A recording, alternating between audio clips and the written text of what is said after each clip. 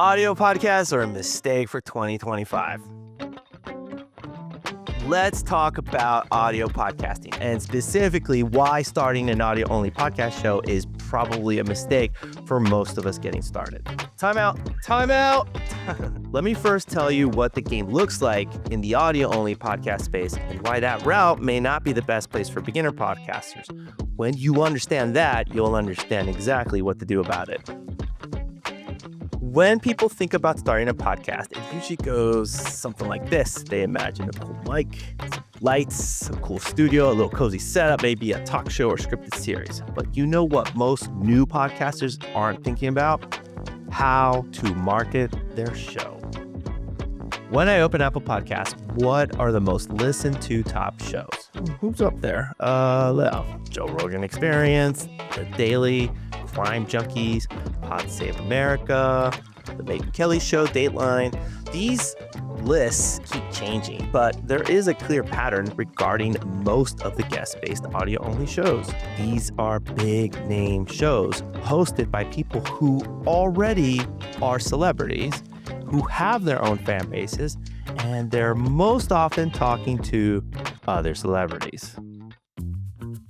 The research is very clear. If you have an audio-only show and you're finally thinking about marketing it, the primary marketing strategy for your show to grow is to get yourself on other shows.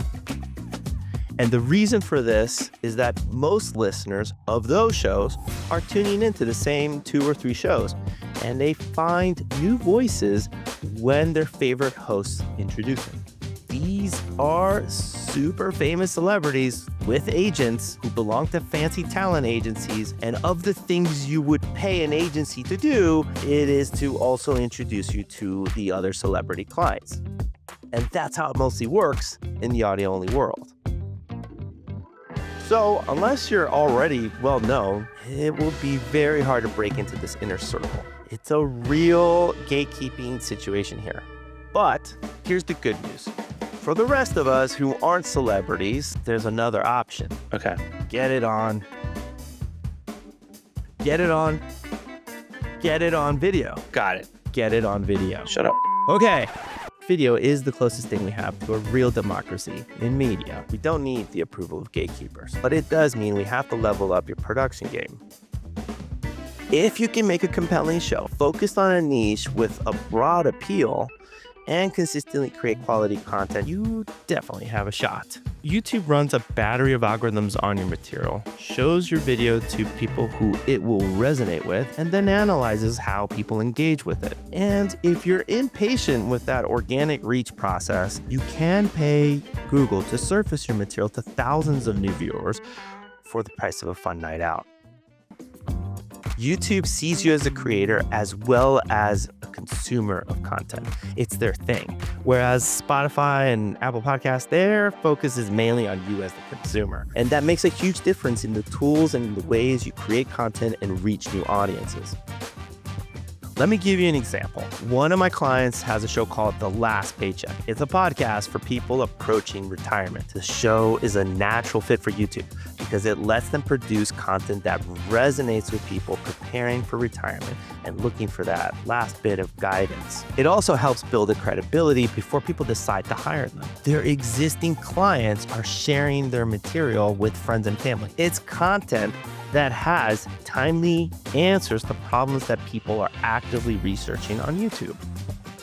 You don't go to Spotify to research how to roll over your 401k plan, right? Well, it's not enough. Right. Now, if we had gone with an audio-only show, there's no way we'd be knocking on Joe Rogan's door for an interview. And we don't actually need Joe. We don't need Joe. We have YouTube, Instagram, TikTok, Facebook, LinkedIn. By the process of making videos that explain what they do and how they help their clients, The Last Paycheck has found traction and has a growing audience. This may be obvious to some, but while you're on YouTube listening to a video podcast, what are you typically doing? What are you doing right now? Are you even looking at me? Probably not. You're visually scanning the next video and YouTube is helping you find it. That mechanism simply doesn't exist on audio-only platforms. Look, I get it. There is a cost when visuals enter the game, but what is the cost of wasted time and effort? So get your cameras rolling and get through the noise.